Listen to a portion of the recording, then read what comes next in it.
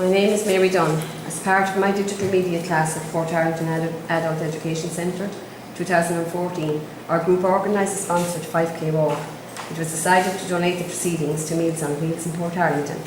The walk took place on Saturday the 7th of June in the grounds of Emo Court and Gardens. We met at 10:45 a.m. in the car park at Emo Court. It was a beautiful sunny morning and everyone was in good spirits. Here's a picture of the group. Here's the picture of the group before we started the walk at Emo. And here are some pictures of the event as we walked. The lake walk was a very pleasant experience, and to hear the birds sing and watch the ducks swim in the lake while keeping a close eye on their young ducklings on the lake shore, as you can see in this picture. Isn't nature wonderful? The lake with swans and ducks swimming together, another picture. Emo Court and Gardens. Emo Court is a country villa. It was designed by architect James Gandon. He was best known for his great public buildings, including the Custom House and the Four Courts in Dublin. The house is surrounded by beautiful gardens and parklands, which was first laid out in the 18th century and contains formal lawns and a lake and woodland walks with many very fine trees and shrubs. Gandon designed Emo Court in 1790 for John Dawson, the first Earl of Portarlington. When the Earl died in 1798, the house was incomplete. No more work was done until the 1830s, when the second Earl completed the garden front and commenced work on the interior. Starting in 1860, in 1920 the house fell into decline. The Jesuits purchased the house in 1930 and used it as a seminary. In 1960, the order sold Emo Court to Major Deering, who began restoring Emo Court and grounds.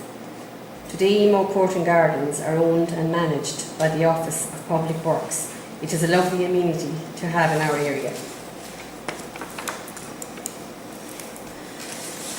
When we finished the walk, as a group, we decided to visit an exhibition that was in Emo House of Father Brown's pictures.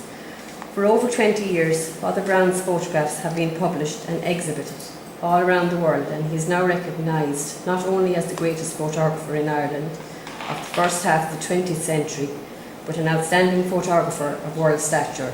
This is one of the pictures displayed in the exhibition. Meals on Wheels.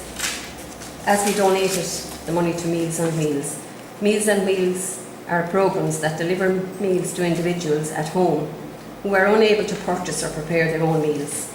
The name is often used to refer to home-delivered meals programmes to people who are housebound.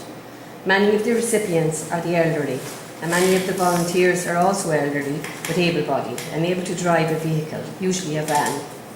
I believe it is a very good cause because the older generation worked hard, and it is good to help them now in their old age, making sure that they have a nourishing meal at least once a day. It also means that people who live on their own will have a visitor. If they are in need of assistance, the person who calls can alert the relevant person or organisation, even a doctor if they need one. Continued support. To date, as a group, we have raised almost €500, as some sponsorship has still to be finalised. I personally think this is a very worthy cause.